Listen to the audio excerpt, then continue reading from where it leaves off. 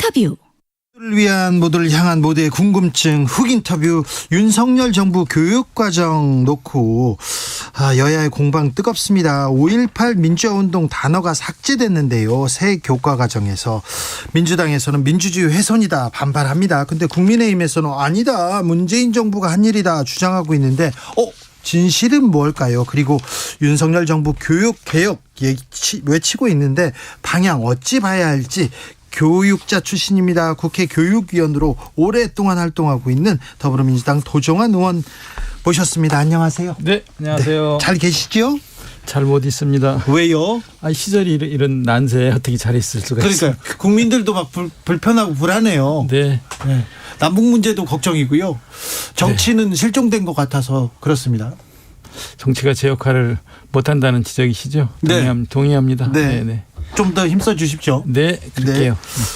이 얘기 먼저 물어봐야 되는데 5.18 민주화 운동이 새 교과 과정에서 빠졌습니까? 네, 빠졌죠. 아니 5.18 민주화 운동, 5.18 정신은 헌법 정신 그 자체다 이렇게 윤석열 대통령이 얘기했잖아요. 그렇죠. 근데 네. 왜 빠졌어요? 이제 좀 더 세부적으로 말씀을 드리면 이게 교과서에서 빠진 것으로 되게 국민들이 생각하고 깜짝 놀라시잖아요. 네. 우선 지금은 교과서는 아직 안 만들어졌고요. 네. 2024년 초등학교 1, 2학년부터 시작해서 2025년에 중고등학교 교과서가 이제 중1, 고1 이렇게 연차적으로 쭉 만들어 나갈 그 계획인 2022 교육 네. 과정 시안들이 이제 나와 있는데 거기에 교육과정 개정 교육과정 시안에 5.18 부분이 이제 빠졌다 하는 지적이 나와 있는 거고요. 개정 교육과정 시안 중에 이게 이제 좀 더 구체적으로 예를 들어서 말씀을 드리면은요. 지금 기존의 교육과정에는 고등학교 같은 경우에 민주주의 발전과 시민 참여 단원 이런 데서 4.19 혁명, 5.18 민주화운동, 6월 민주항쟁 등을 통해 민주주의가 발전하는 과정을 파악한다 이렇게 돼 있던 것이 네. 이번에 그 2022 개정 교육과정에는 4.19 혁명에서 6월 민주항쟁에 이르는 민주화 과정을 탐구한다. 빠졌네요. 이렇게 돼 있으니까 빠진 거죠. 예. 이 문맥 자체를 보면 빠진 거예요. 빠졌어요. 또 중학교도 마찬가지로 빠져 있고요.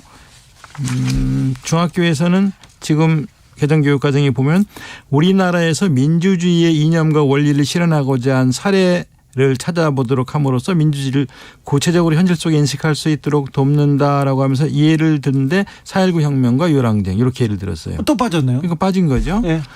초등학교는 지금 초등학교 사회과 교육과정에는 4.19 혁명, 5.18 민주화운동, 6월 민주항쟁을 통해 자유민주주의가 발전하는 과정을 파악한다. 이렇게 돼 있던 것이 민주화와 산업화로 인해 달라진 생활문화를 사례를 들어 이해한다. 이렇게 됐으니까 빠졌네요. 다 빠졌어요. 다 빠졌어요. 왜 빠진 거예요? 이렇게 요 자체로 보면 빠졌다는 지적이 맞죠. 예. 그리고 이거 이렇게 오해받을 수 있는 이런 교육과정 시안이고 이러면 우리나라의 민주주의 과정을 제대로 교육시키거나 가르치지 못할 거 아니냐는 우려를 이제 하게 되는 거죠. 네.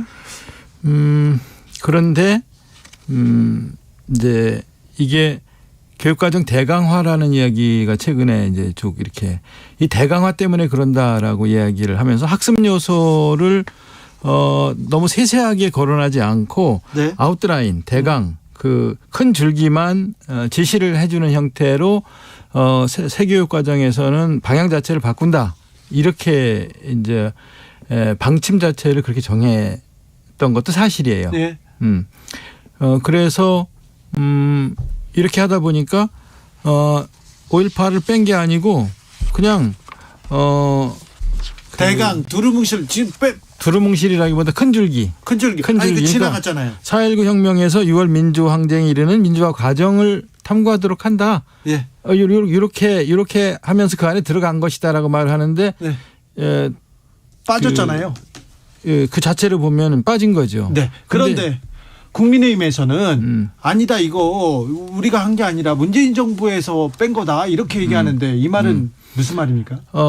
이 교육과정 2021년에 네. 이제 말하자면 전체 총론을 그때 시작한 거죠. 네. 총론을 시작한 거고 강론은 작년 8월, 작년 12월 22일 예? 최종 시한이 발표된 것이 12월 22일이고 중간에 8월 달에도 그 교과별로 개정 시한을 공개한 적이 있고요. 그러니까 강론을 만든 것은 윤석열 정부예요. 네. 그러니까 여기서 과거 문재인 정부에서 만들 때도 빠졌다라고 하는 거는 그때는 총론 그러니까 사회과 교육 목표 예.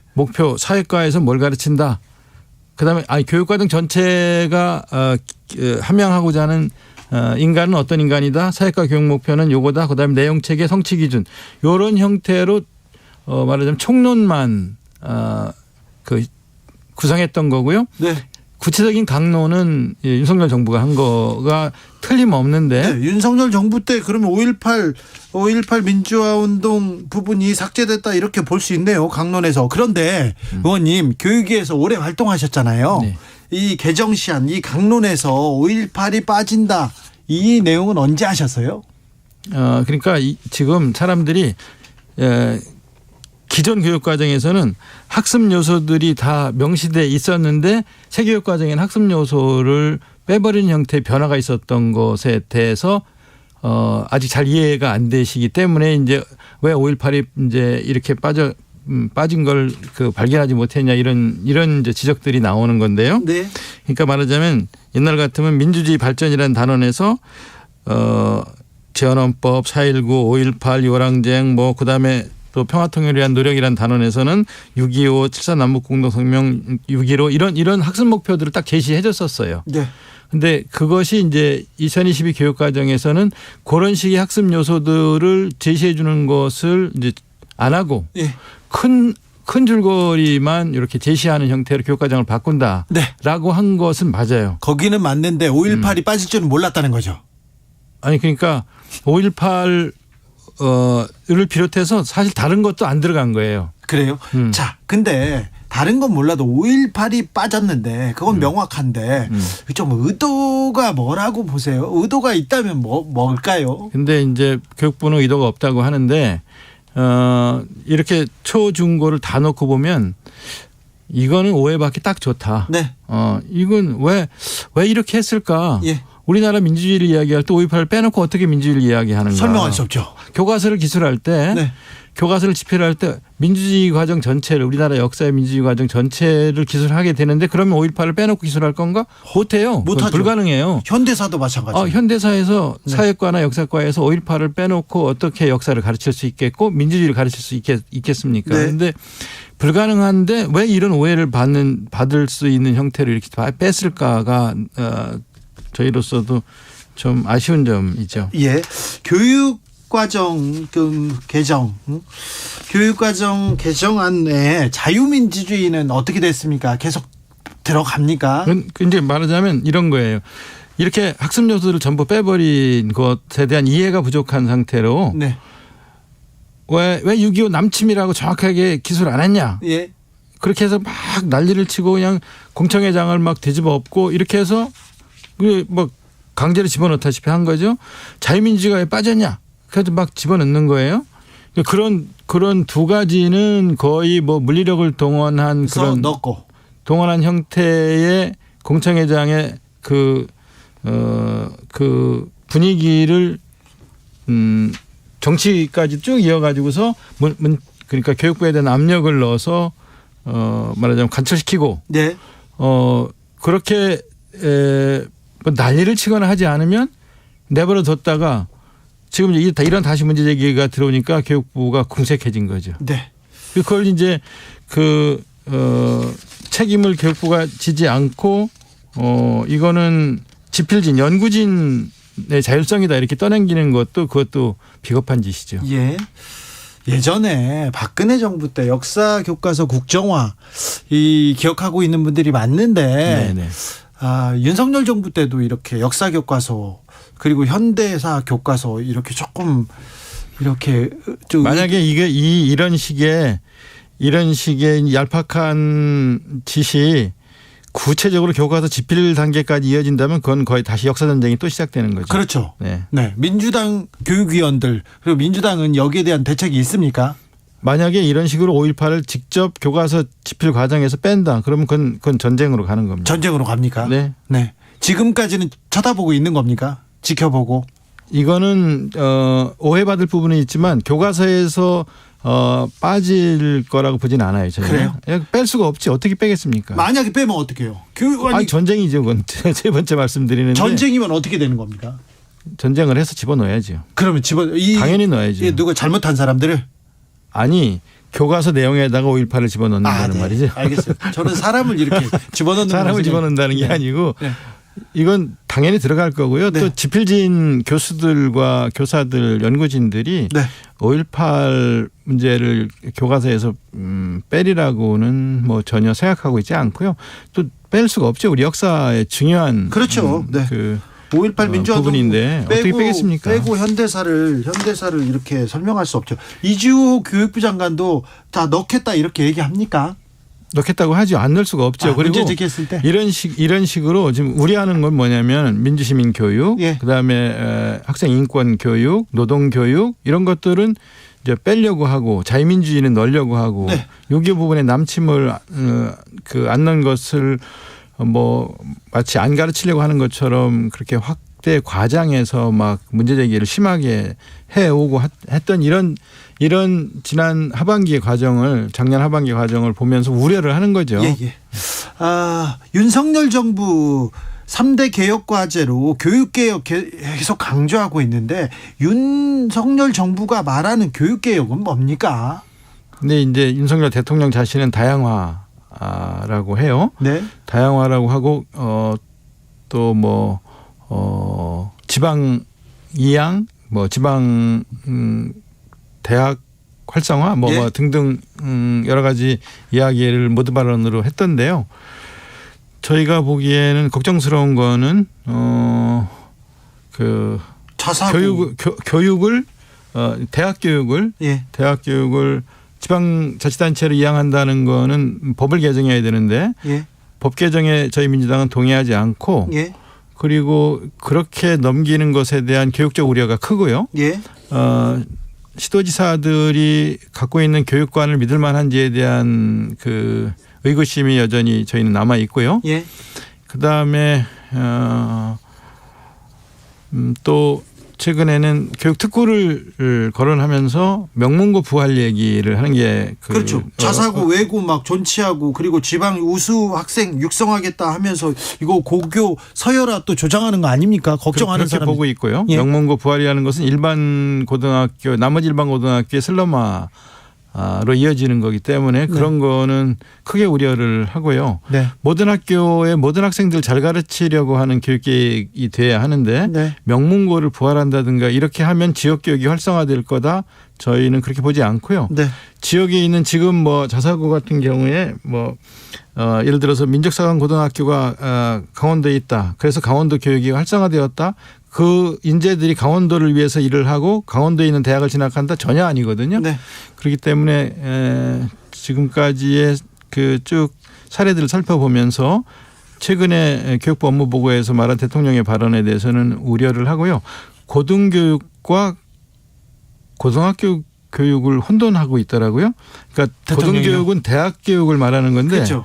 직업계 고등학교와 뭐 이런 그 실업계 고등학교 교육과 대학 교육을 묶어서 고등교육이라고 하는 얘기를 두 번째 하고 있어서 그 고등교육이 뭔지에 대한 개념 자체가 없는 채 지금 고등교육 얘기를 하고 있다는 걱정이 들어요. 저 어저께 업무 보고 받으면서 모두 발언할 때 보니까 고등학교 교육과 고등교육을 구분하지 못하더라고요. 알겠습니다. 그런 것들 때문에 걱정이 되고요. 유보통합은 해야 된다고 생각하고 거기는 저희도 찬성을 합니다.